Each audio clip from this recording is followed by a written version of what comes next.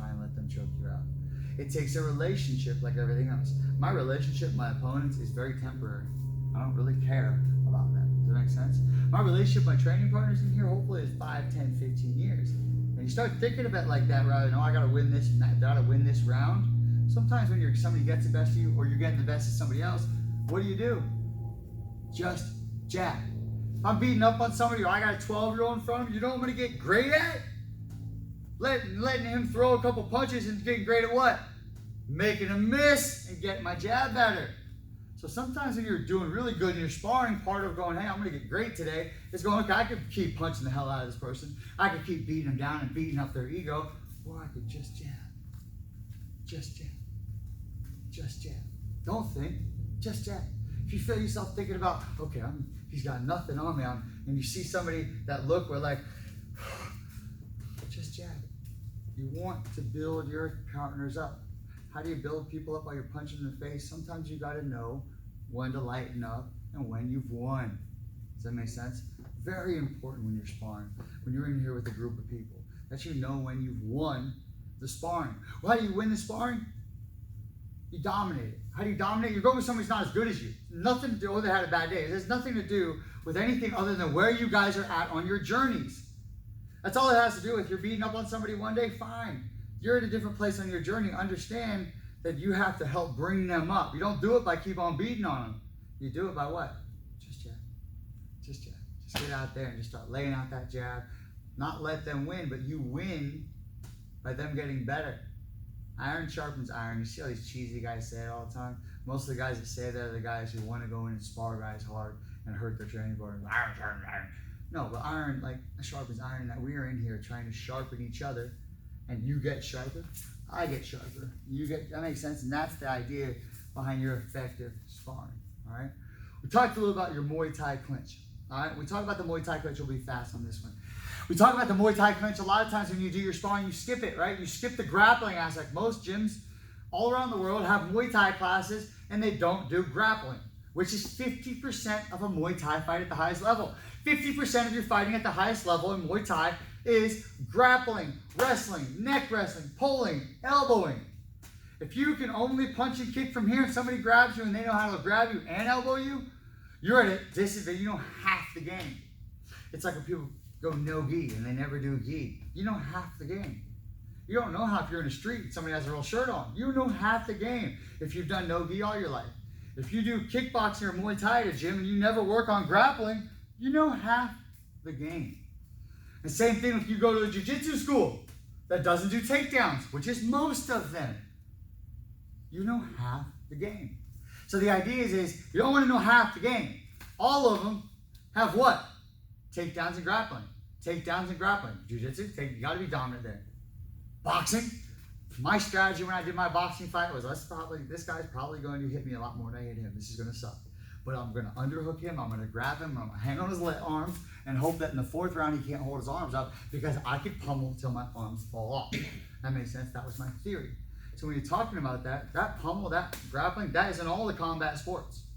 You have a lot of things you can't do in most combat sports, but as soon as you can touch sumo, whatever, that grappling, that pummeling is the fundamental difference between kickboxing and Muay Thai. Our ability to grab our opponent and go, hold them and hit them. In a self-defense situation, you got 2 or 3 strikes before either you realize you're the better striker or they realize you're the better striker and somebody runs the other way or they run into you. So that's when we talk about being dominant in our grappling in Muay Thai. It's everything. We want to be dominant in grappling, these hand positions, all this stuff. Why? Because if we run into that monkey from the other gym or another gym in the area that's done a lot of kickboxing and thought they do Muay Thai, and maybe they are a little bit better at their striking, grab them. That makes sense? That's why being a wrestling, jiu-jitsu, Muay Thai gym, a lot of people, they have different words, but like at the end of the day, jiu-jitsu is an all-around striking art from start to finish. What most people teach when they say jiu-jitsu is submission grappling. You're doing submissions where you're grappling. You're not allowed to hit each other. So the idea when you do that is understanding that each art or martial art is no more than a system of limitations. Think about that. Every martial art that you do is not about, oh, this is a karate kick. Well, I can do that in Muay Thai. How's that karate kick? Well, it's not really. Oh, they say, oh, look at that Muay Thai kick in MMA. They say that because they really associate it with Muay Thai. But it's not a Muay Thai kick. It's a Muay Thai style kick. Because the system of limitations, each martial art out there is defined by what you cannot do. I'm in a boxing fight. How do I know I'm in a boxing fight? That ref's going to come and say, hey, don't knee him in the body. Don't kick him. Don't slam him. Don't take him down, please. Could you please not do any of that? It's against the rules. I'm in a Muay Thai fight. I've never done Muay Thai. How are they going to teach me Muay Thai in 5 minutes? They're not going to teach me the techniques because they're universal. They're going to say, you can't do this. You can't do this. The techniques used in each martial art are defined by what they take away from you. So if I'm here in Muay Thai, the reason I stand here is because I know nobody's going to shoot from my legs. If I'm in the sport of mixed martial arts, I'm here because I know somebody's going to grab my legs. In the sport of mixed martial arts, I cannot spike elbow to the top of the head from sun to earth. If I got him here, I can go here. If I'm on my back, I can do a spike elbow, but I can't go from sun to earth. If he's on all four, I can't kick him in the face or knee him in the head. I can't fish hook him, which are fingers I don't think about, but they have to say it's in the rule. That's fish hooking. I can't eye gouge him. No fingers in any orifices. They tell us this in the rules every time. Yes, they're talking about every orifice you can imagine. Many people, to control positions, what's called checking the oil, will do that. It happens. When you're in a fight for your life or you're in a cage, you don't think about it like that. You grab whatever is good, whatever works while you're hitting somebody. So the sport, the mixed martial arts, is a martial art in itself. A lot of people don't realize that. When people come in the gym and go, I want to learn UFC. Oh, well, that's interesting. Tell me more about that. What's that mean? Well, if somebody says I want to learn UFC, what that means is what we talked about 10 or 15 minutes ago. You want to learn how to build a career from nobody all the way up to a top level fighter. That's what you mean when you say I want to learn UFC, because that's a professional organization. MMA is a unified system, unified MMA rules is a martial art. MMA is a martial art. Muay Thai is a martial art. Judo is a martial art. Because why? They all have defined things you cannot do. They all have specific techniques that make people successful. Does that make sense? I can't do a spinning back fist in boxing. I thought about doing it during my fight. And then I thought, you can't do that. Does that make sense? I had that thought. That's when those moments you're like, okay, I get what a martial art is. I'm boxing. The martial art of boxing. Well, somebody says, oh, I'll teach you boxing. Okay, here's a hook, here's a, no. First thing I'm gonna say is, if you've never seen boxing, first thing I'm gonna do is, you want me to teach you boxing? Here's what you can't do. Okay, that's gonna help you learn. And we're talking about somebody who's never done it, like Thai boxing. I can do pretty much everything. Standing, even throws. If I do a top body throw, I can suplex you. People don't realize that. If I have double underhooks in a Muay Thai fight, I can suplex you. I can't manipulate your legs with my leg when I throw you. I can't do a sweep, erigoshi, ogoshi, anything like that. I can't manipulate your legs. But you can throw. Watch Bukao. What he'll do is he'll come here, and then he does this. And once you get there, your feet are out from under you, thrown. I dislocated a guy's shoulder first round of a 16-man Muay Thai tournament. I had 4 fights. I threw him, his shoulder went, you see it pop out. I was like, first fight, minute and a half, but you don't think about that until you start throwing people. We talk about this when you're sparring, you're doing this stuff, when you're trying to become the best. We're talking about becoming a martial artist. You want to kind of stall everything, but understand, set your path. I want to be what? I want to be a Muay Thai fighter. Cool, I know how to teach you. I want to learn MMA. I know what that art is. Most people don't really get that, but MMA is a martial art specifically designed by the rules I just told you. So when you come in and you want to get great at something, you want to be a mixed martial arts fighter, right? That's an art, a martial art in itself. How do you get great at that? You do a little bit of Muay Thai with a Muay Thai stance. You do a little bit of boxing with a boxing stance. You do a little bit of wrestling. Why is my right foot forward on my wrestling? Because I need to shoot. I need this hand to be quick. And I want to step with my power. Boxing, I'm here. I want to keep my liver back. I don't want to hit my liver. Does that make sense? So when you're in there, a great mixed martial artist is what? Someone who knows and understands the transitions from each art. I train my boxing. I train my Muay Thai. I train my grappling. Understanding when and how to transition from each art, judo, Muay Thai, is what makes a great mixed martial artist. George St. Pierre, knows when and how to transition from each art because he's done everything. And he does it, and he's still doing gymnastics. I think he's trying to do a double backflip. That's his new life goal. Yeah, so talk about life goals. But the idea there is those are your martial arts. So define your journey. I want to be a boxer. I want to be a wrestler. I want to be a judo practitioner. If you want to be an MMA fighter, why it's my favorite sport or martial art to learn, why? Because I gotta learn everything. I have to be the best at everything. But not only do I have to be the best at everything, I got to go from boxing class to judo class and not punch anybody in the face. Does that make sense? If you watch my boxing fight, I knocked him out. My first move was this. After he's on his knees, oh yeah, I can't do that. I'm just so used to martial arts, MMA, to where I still got to finish him.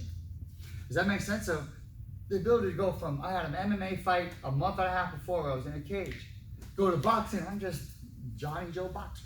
All right? Does that make sense? So the ability to transition from each of those arts is what makes you a mixed martial artist. What makes you an MMA fighter. When you want to get your career, you get a career by getting everybody at the gym invested in your success. All your family and friends invested in your success. How does that happen? By you training, you being a great fighter? How does that happen? By giving back. By serving your community.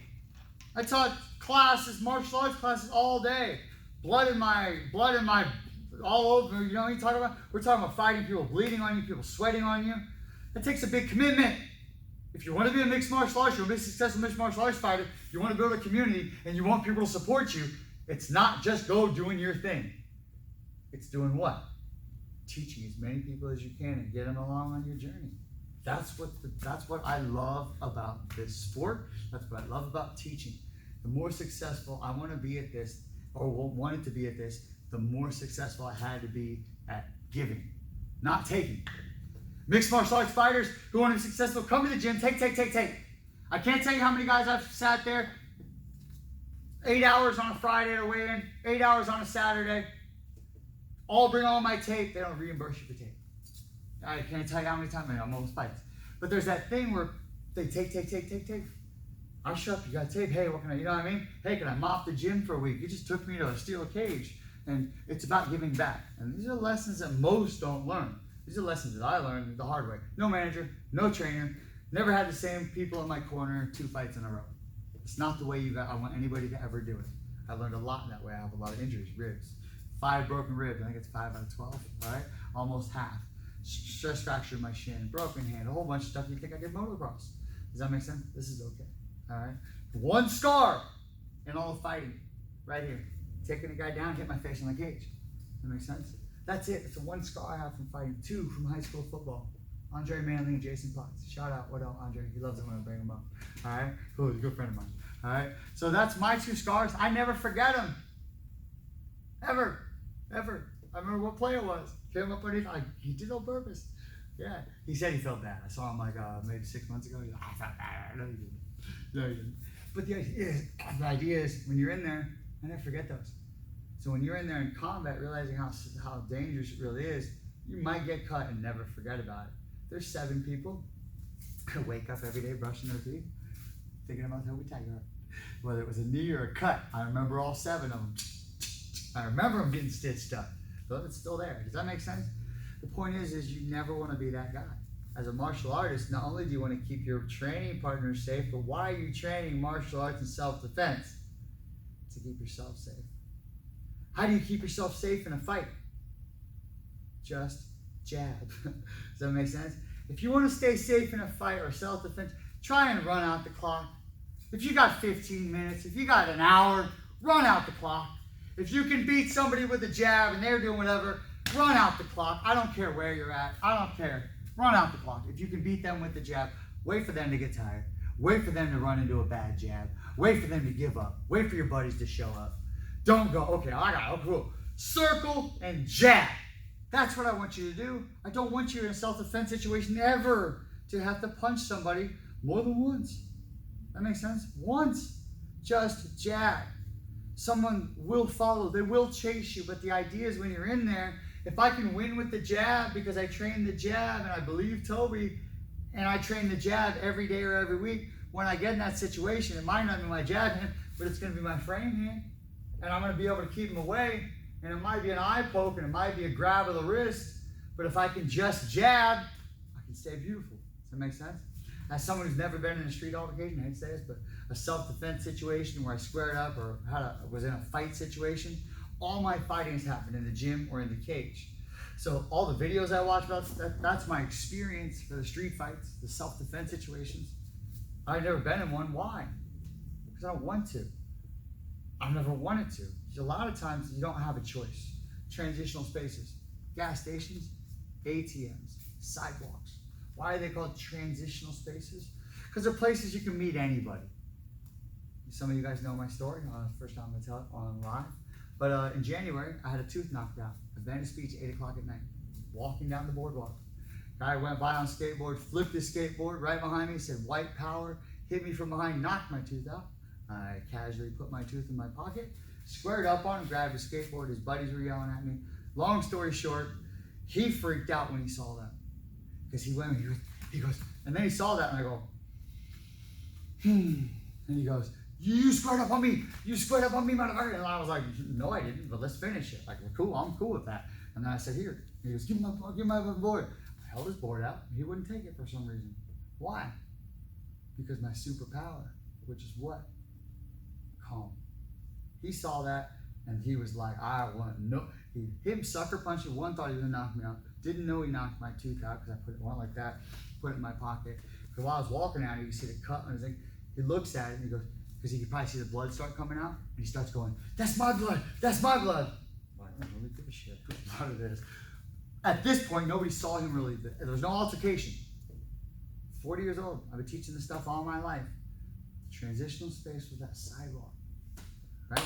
Auto ATMs, accessory to mugging. Makes sense? Stay away from them at all costs. That's it. Somebody knows, they follow you. You just took $300 out. You're it's 5 blocks away, it's 10 blocks away. Be aware of that kind of stuff. Does that make sense? So that's kind of the stuff we talk about self-defense, getting out of here, keeping yourself safe. Moral of the story is keep yourself safe, keep your training partner safe. You will get the death touch by trying to go hard but never going hard. And then when you have to flip the switch like I talked about, you'll know when and how to flip the switch. That's what it's about. Sparring effectively, sparring efficiently, spar often, spar intelligently. Get yourself a group of people you trust to punch each other in the face and make each other better. That's what you need to get great at sparring. To become a world champion, what do you need? You need a group, a community around you that wants to come watch you fight and sit in a smelly room and watch a bunch of amateurs that suck for an hour or 2 hours. The show starts 2 hours late every time. And then the fights get mixed up. And then one fight, your fighter backs out the day before. You need a community of people who want to go through that a couple times so that promoter says, yep, you keep winning. All the greats did it. But you don't see that part. All you see is them fighting in the UFC. Oh, I watched this. GSP does this. He does this in the morning. He does this. Yeah, because he can't keep anybody out of the gym. George St. Pierre used to come True Warrior Fitness Los Angeles. I'm not trying to, I have a video, the one time I shot video from there. He came there, why? Because he could get his superpower, calm. It would be like a day like this. GSP's right there doing drills. Nobody's bothering him. Nobody's taking his picture. He needed a place when he was in the madness of Los Angeles to have his calm. We were it. Does that make sense? So you guys have a spot here. But if you're out there somewhere in the world, there's a spot close to you. Take your time, make the calls, but you're looking for what? When you walk in there, you're looking for a group of people that have a genuine interest in your success. You learn really fast how much people invest in your success by how soon they let you spar at their gym, get hit by strangers, but more important, let you or stranger hit their friends and family. It doesn't happen in our gym, but I know it happens a lot of places. That's why I want to make this video. I wanted to help those people who aren't world champions, those people who have gyms maybe that have never fought. They're all around. I have nothing but respect for the people that have gyms and never fought because they have such a passion for the martial art. Does that make sense?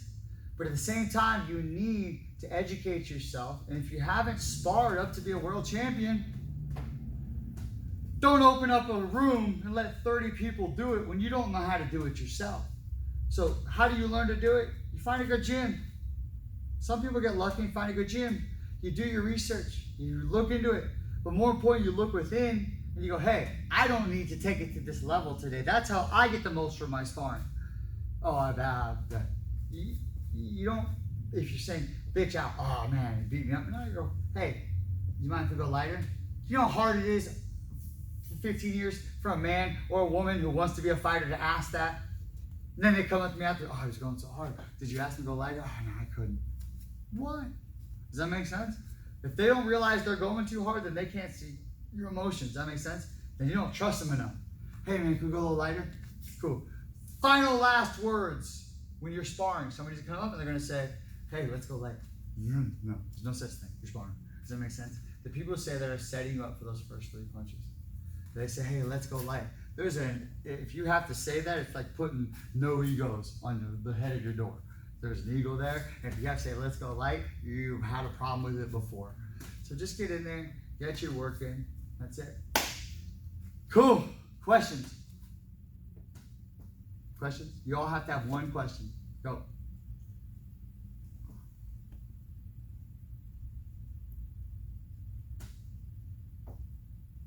You want to be a successful mixed martial arts fighter. You just listen to me talk for, oh my God, 45 minutes or an hour, I get carried away. All right? What'd you learn? What's your question? I want to be a mixed martial arts fighter. I got no fights. I'm 21. How can you work on getting better at the clinch game for like Muay Thai? Thank you. And that's what I forgot. Thank you. That's why I wanted questions. The way that you get better at is the Greco-Roman or pummel that we work. You do that you do that every day almost. That's how you get great at it. Getting great at that. And the reason I know this and I learned this is Clay Matthews won a Super Bowl after he trained. He trained me 5 weeks, 4 days a week. Did nothing else while he was in L.A. training-wise. He trained with me. We did punching, kicking, knee, and elbow. He came back after he won a Super Bowl. I asked him where my ring was. I was a little arrogant at that time. I was 20-something. I was like, where's my ring, man? We won. He's like, Toby, let's trade. But the idea was he said that this simulated the fight at the line like nothing he'd ever done. And he said, in third game into his season, you could see it. Chopping arms, and announcers started talking about it. How do you get better at that Muay Thai clinch is doing your grappling. Doing your grappling here and doing your grappling here. One thing I recommend, there's a new organization called One. They have mixed martial art or Muay Thai fights with little gloves. If you trust your training partners enough, you can do Muay Thai sparring with little gloves. I sometimes don't put gloves on at all with you guys because I trust myself and it scares the hell out of you guys. But the idea is I don't need gloves. I'm not gonna hurt my hand. Any of you guys' face, not worth it. I'll go to your body if I have gloves on.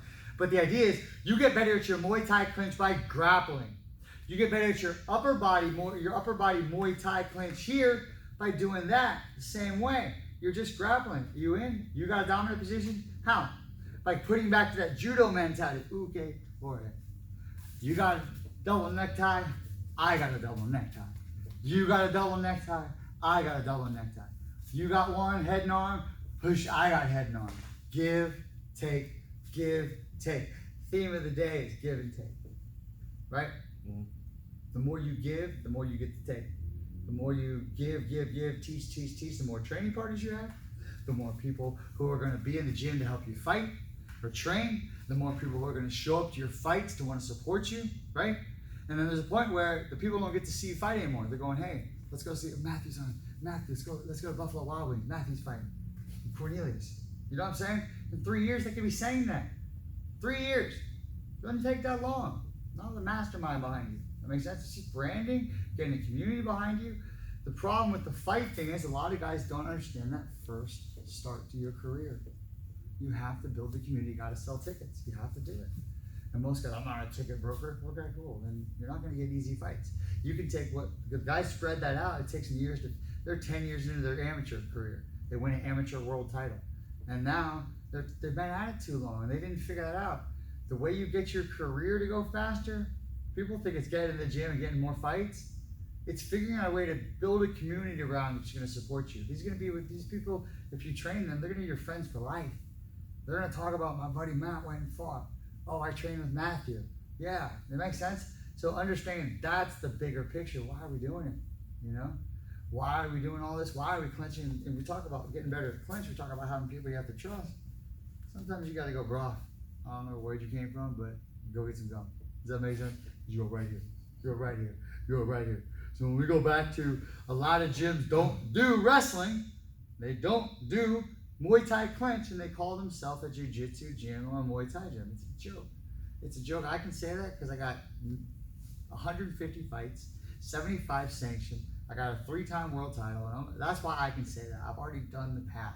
I'm not speaking from somebody else's experience. I don't have a certificate from somebody on the wall. Does that make sense? So that's the idea. That's the essence of the Muay Thai clinch. Having people you can trust and get right here.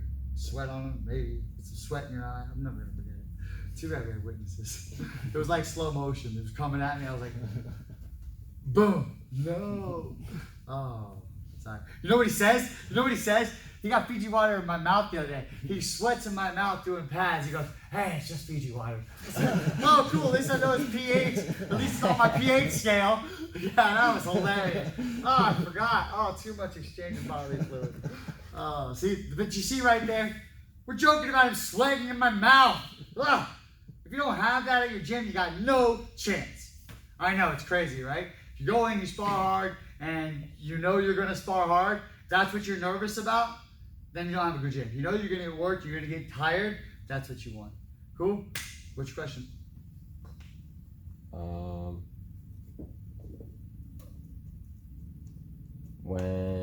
So if you want to practice throws and things that are more I don't know, you have to you kind of have to go 100% into it, to be able to know what it's like. How do you practice something like that without? Uke-tori. Right. Uke-tori. So when someone does a Seiri Nage and throws me, I roll. Front roll, back roll. Why do we do front rolls and back rolls? Because when I get thrown, I have to throw, and he has to throw me to where he knows I'm going to break fall. When I throw people in a fight, you've seen it. I don't throw them. What do? I slam them. What's the difference? Throw has an arc, and you're throwing them. A slam, you're driving them straight into the earth or canvas. That's the difference between a throw, a takedown, and a slam. You're slamming, I'm using the canvas, the ground, the pavement, whatever it is as a weapon. A throw, I can throw somebody and they roll out. Does that make sense? Or have the right tools for the job if you want to be a pro. They're right there. They're dummies. That makes sense? They're just pulling 120 pounds and you go hard. But the idea is, when we do our judo throws, our ogoshis, we do full throws. You have crash pads, or these are soft enough, but that's the essence of what you're doing. You got to get that pacing. Yeah, that judo, my background's judo. I started when I was 6. So when we talk about throwing, that's what we are great at. A lot of you guys don't realize it yet, but you're great at it. So when you talk about, it goes back to my point. You asked, how do I do that? With absolute impeccable control. Think about that. If I can get you and I can throw you and I slam your body all around, probably not going to be as effective when I really need to do it. If I can take you, put you right there and not hurt you, whew, imagine what I can do to a real human. I know what I can do. I got a bunch of it on video. Then I gotta watch it sometimes. You should watch on the way to job interviews. Oh, good. Hi, we're good. Yeah, you know what I mean? So the idea there is that's how you get better, being a great uke, which is receiver of the technique, and being a greater tori, which is the executor of the technique. Understanding that judo balance. Judo is my favorite martial art. That's it. Judo, it's the beautiful art. It's great. You have what's called an ippon. Ippon is a clean throw. Boom. Unabated. The idea in judo is whoever gets that first throw is probably dead anyway because it's trained for, when guys usually had daggers. If I get that first throw, whoa, does that make sense? Oh, I'm foot stomping. But the idea is whoever's on their back first, the same thing in the animal kingdom. I don't care, you probably don't know you watch as an animal fight as I do. I watched 2 horses fight the other day. Amazing stuff. But the way that they fight, it's all with their mouth. The first one that got on his side was the one that lost. The 2 big, huge horses. Handlers are like, hey, but they're like, Muay Thai, you see 2 horses fight, all they have is the bite.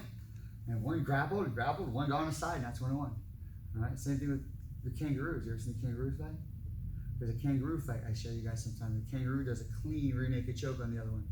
Yeah, but they're pushing and pushing. The first one that fell jumped on him when he was going away. The kangaroo is like this. You've seen it, right? Holds it and passes out. And then he puts his hands on him, looks around. Oh, he's okay.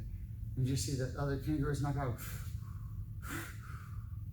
Make sense? You just saw uke-tori in the animal kingdom. That's what I was like. Okay, cool, they get it. You don't want to kill him, but he consciously knocked him out, let him go, held his body, and then went away. Does that make sense? It's probably like his brother or cousin or something, you know what I mean? He's got busted on film, you know, knocking out his freaking little cousin or something like that. What'd you do to Joey? Get it, Joey? Get it, Joey? Alright, cool. You like that? Any other questions? So when it comes to kids, what do you recommend when it comes to age-wise and just progression sparring? This is a big thing. When it comes to kids, grappling. Teach them grappling until they're 12. Then have them start sparring. If you teach a kid to punch and kick in a self-defense situation, they have to punch and kick until it's over. Teach a kid to grapple in a grappling situation, they control the situation. That's the biggest thing for me. Teach them how to grapple wrestle. So they understand that in a high pressure situation, I need to gain control of the situation. Teaching a kid to strike up until he's 10, teach him, but having them do Muay Thai sparring or whatever, around 12, they understand. Plus their body's at a point where they're learning from it. If you have a kid sparring, the whole idea behind sparring is to learn how to spar, learn how to fight. If you learn how to fight, you're learning how to fight when your body's this big, this big, this big. At 12, you're about, okay, cool. I'm learning how to fight at 40 different than I did at 30. Because some stuff moves faster, some stuff's much stronger, some stuff's much more crisp. So when we talk about the kids, get them in there. 8, maybe do some boxing. 10, maybe do some combat. 12, have them spar. Don't let kids spar. It's an imprint. It's a mindset for the rest of their life. Their first go-to is, I'm going to strike. I want my first go-to of all my students to go, boom, hey, don't move. Or double underhooks. Hey, look, whisper in their ear. Hey, what's up, man? I'll let you go. I'm only going to let you go once. Why? Bite your ear off now. I've been there. You feel people go, okay, I don't want to be here again. That makes sense? So yeah, teach them how to grapple, teach them how to strike, because the bigger picture there is you want them to teach them in a high pressure situation, learn how to take control of the situation as opposed to striking your way out of it, because you take control of the situation's over. If you strike, you have to punch and kick until it's over. That's a lot harder. If you grapple and hold them and let them go, or they get out, you can still go to the second option. But if you can manipulate their whole entire body and control their well-being, their whole space, that's what you want to do. In my fights, when I slam somebody, you see it, it was the feeling these humans had after they got slammed. They're coming in here and you can feel their strength. When I'm grappling, you can feel their muscular strength and their attitude. Slam, we get back up and you can just feel this weakness in their muscles. Had nothing to do with anything, but they just got picked up for the first time in their entire life by somebody their size with ease. And their mindset was changed. In a cage, they stopped striking. In a cage, they stopped grappling.